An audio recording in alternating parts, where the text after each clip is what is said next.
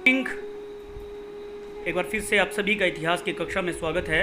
हम क्लास 10+1 का third chapter 3 महाद्वीपों में फैला हुआ साम्राज्य उसका रिवीजन कर रहे हैं। वो प्रश्न जो एग्जामिनेशन में आएंगे आप लोगों को फर्स्ट टर्म में, उसके बारे में हम बात करने जा रहे हैं। पहला प्रश्न, ऑगस्टस कौन था? उसके शासनकाल को रोमन साम्राज्य का स्वर्ण युग क्यों कहा जाता है? बहुत ही ज़रूरी प्रश्न है। एग्जामिनेशन में 4 या 5 नंबर के प्रश्न में आता है। तो ऑगस्टस रोमन साम्राज्य का पहला शक्तिशाली शासक जिसने 27 ईस्वी पूर्व से 14 ईस्वी तक शासन किया, मतलब उसने 41 ईयर्स तक शासन किया। उसके शासनकाल में रोमन साम्राज्य ने प्रत्येक क्षेत्र में उन्नति की, चाहे प्रशासनिक हो, अर्थव्यवस्था हो, धार्मिक सुधार हो या फिर कला और साहित्य के क्षेत्र में उन्नति की, जिसके कारण उसके शासनकाल को रोमन साम्राज्य का स्वर्ण युग भी कहा जाता है। उसने अपने शासनकाल में शांति स्थापित की, सेनेट के साथ बहुत अच्छे संबंध स्थापित किए, प्रांतीय सुधार किए, जिसके कारण उसके काल को रोमन साम्राज्य का स्वर्ण युग कहा जाता है। तो जो सबसे पहला जो पॉइंट इसमें रहेगा, क्योंकि 5 नंबर के प्रश्न में आएगा, आप लोगों ने पहला हेडिंग जो देना है वो है रोमन शांति।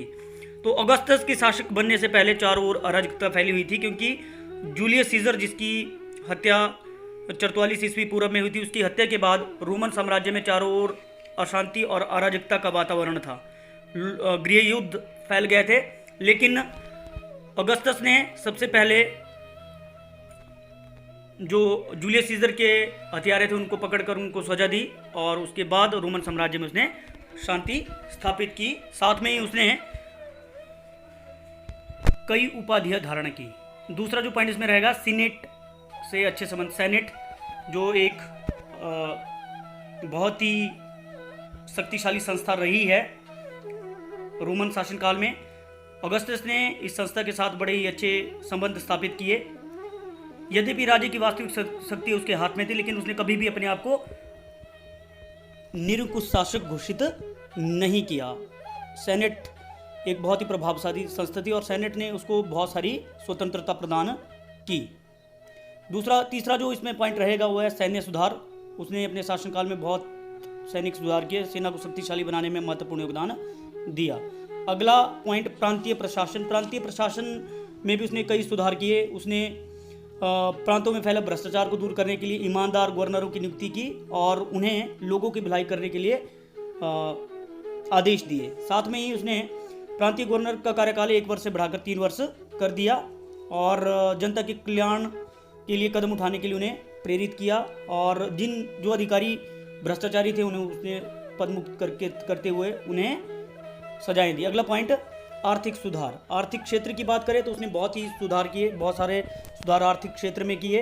यातायात के साधनों को उसने विशेष ध्यान दिया, जिसके कारण कि सामान एक स्थान से दूसरे स्थान तक ले जाना जो है आसान। बाकी चोर डाकू से भी उसने व्यापारियों को बचाया। कला और साहित्य के क्षेत्र में इस काल में बहुत सारी उन्नति हुई। इस काल की अगर हम बात करें तो लिवी एक महान इतिहासकार रहे हैं इस काल में, वर्जिल एक महान कवि ऑगस्टस के शासनकाल में। साथ में ही साहित्य के क्षेत्र में और भी लोगों का बहुत सारा योगदान रहा। कला के क्षेत्र की बात करें तो बहुत सारे भव्य मंदिरों और भवनों का निर्माण इस काल में ऑगस्टस के द्वारा किया गया, जिसके कारण उसके शासनकाल को रोमन साम्राज्य का स्वर्ण युग कहा जाता है। आपने लोगों ने बाकी जो मैंने तो ये फटाफट से आप लोगों को बताया, बाकी डिटेल में आप लोगों ने वीडियो देख लेनी है इसकी जो आप लोगों को भेजी, और साथ में ही जो आपको नोट्स दिए गए हैं वो भी आप लोगों ने वहाँ से कर लेने आपके अध्यापकों के द्वारा। अगला प्रश्न जो 3 नंबर में आता है, नीरो कौन था? नीरो रोमन साम्राज्य का एक शासक था जो 54 ईस्वी में शासक बना। उसने 68 ईस्वी तक शासन किया। वह एक क्रूर और अयोग्य शासक था। वो बहुत शक्ति शासक था, जिसने अपने सौतेले भाई ब्रिटानिक्स और अपने शिक्षक सेनेका, अपनी माँ अर्पियाना और अपनी पत्नी ऑक्टेविया की हत्या करवा दी। वह अपने जो उसका व्यवहार था उसके कारण उसने बहुत सारे गलत कार्य किए, जिसके कारण उसने रोमन खजाने को खाली कर दिया और उसे भरने के लिए लोगों पर भारी कर लगाया, जिससे कि लोगों में रोष फैल गया। 64 ईस्वी में एक घटना घटी कि रोम में आग लग गई, जिसके कारण जो पूरा रोम जलकर तबाह हो गया। उसके लिए उसने यहूदियों को जिम्मेदार ठहराया, उनको मौत के घाट उतार दिया। बाद में 68 ईस्वी में उसने आत्महत्या कर ली उसकी जब उसने आत्महत्या की तो लोगों ने चैन की सांस ली। ये प्रश्न भी 3 नंबर के प्रश्न में आपको लोगों को प्रश्न जो 3 नंबर के या 4 नंबर के या 5 नंबर प्रश्न रहता है, तीसरी शताब्दी का संकट क्या था। तीसरी शताब्दी में रोमन साम्राज्य को कई संकटों का सामना करना पड़ा, जिसमें विदेशी आक्रमण थे, जर्मनी मूल की जातियों ने आक्रमण किए, जिसमें फ्रैंक और गोथ मुख्य थे। साथ में ही राजनीतिक स्थिति जो है डामाडोल हो गई। केवल 27 वर्षों में 25 राजा या तो उनकी हत्या कर दी गई या तो उन्हें गद्दी से उतारा गया, गृह युद्धों में मारे गए। और चारों ओर जो है अराजकता फैलने के कारण उद्योग और व्यापार चौपट हो गया, सेना कमज़ोर हो गई। रोमन साम्राज्य में चारों ओर डाकुओं और चोरों का बोलबाला हो गया और चारों ओर अराजकता फैल गई। इससे स्थिति और ज़्यादा भयानक हो गई।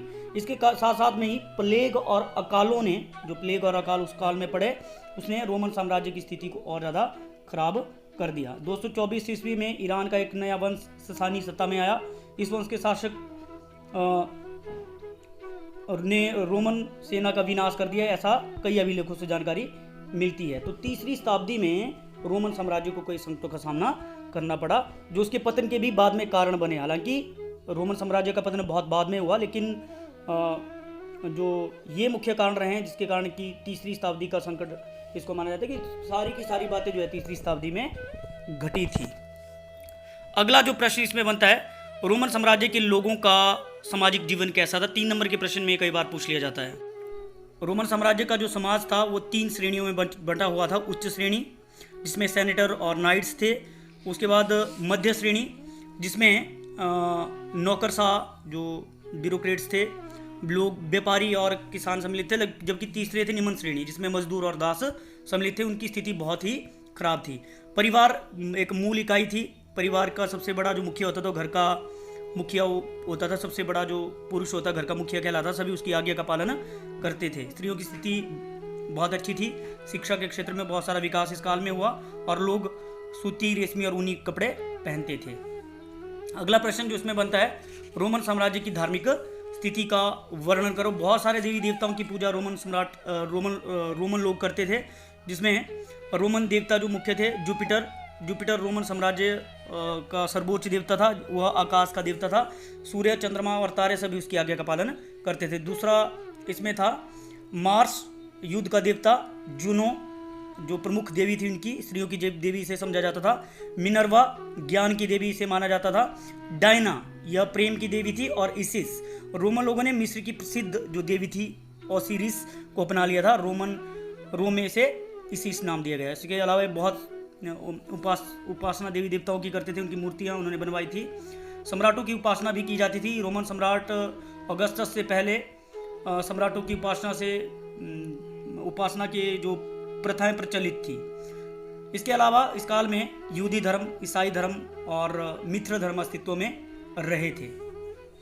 अगला जो प्रश्न आता है, छोटा 2 नंबर का प्रश्न है, रोमन साम्राज्य किन 3 महाद्वीपों में फैला हुआ था। अफ्रीका, एशिया और यूरोप। अगला प्रश्न, रोम में गणतंत्र प्रचलन कब से कब तक हुआ। 509 ईस्वी पूर्व से लेकर 27 ईस्वी पूर्व तक, जब ऑगस्टस शासक बना। अगला प्रश्न, पैपायरस किसे कहते हैं। तो पैपायरस एक सरकंडा पौधा था जो मिस्र में नील नदी के किनारे पाया जाता था। इससे लिखने वाले विद्वानों को पैपायरोलॉजिस्ट कहा जाता है। बहुत ही महत्वपूर्ण ये प्रश्न है। जूलियस सीजर कौन था। अगला प्रश्न, जूलियस सीजर रोम का एक महान शासक था। उसने 49 ईस्वी पूर्व से लेकर 44 ईस्वी पूर्व तक शासन किया। 44 ईस्वी पूर्व तक उसने शासन किया। उसने अनेक विजय प्राप्त की। वह एक तानाशाह शासक बन गया लास्ट में। और 44 बीसी में, मतलब 44 ईस्वी पूर्व में, ब्रूटस और उसके साथियों ने जूलियस सीजर की हत्या कर दी, जिसके कारण रोमन साम्राज्य में अशांति और अराजकता फैल गई थी। ये प्रश्न भी 2 या 3 नंबर में कई बार एग्जामिनेशन में पूछ लिया जाता है, तो आप लोगों ने कर लेना। अगला जो प्रश्न है वो है सॉलिडस क्या था। सॉलिडस जो प्रश्न है ये भी 2 नंबर के पूछा जाता है। कॉन्स्टेंटाइन द्वारा चलाई गई मुद्रा को सॉलिडस कहा जाए। कॉन्स्टेंटाइन रोमन साम्राज्य का सम्राट, यह सोने की धातु की बनी होती थी। अगला प्रश्न, एम्फोरा से क्या अभिप्राय है। ये ढुलाई के मटके अथवा कंटेनर थे जिसमें शराब, जैतून का तेल तथा दूसरे तरल पदार्थ ले जाए जाते थे।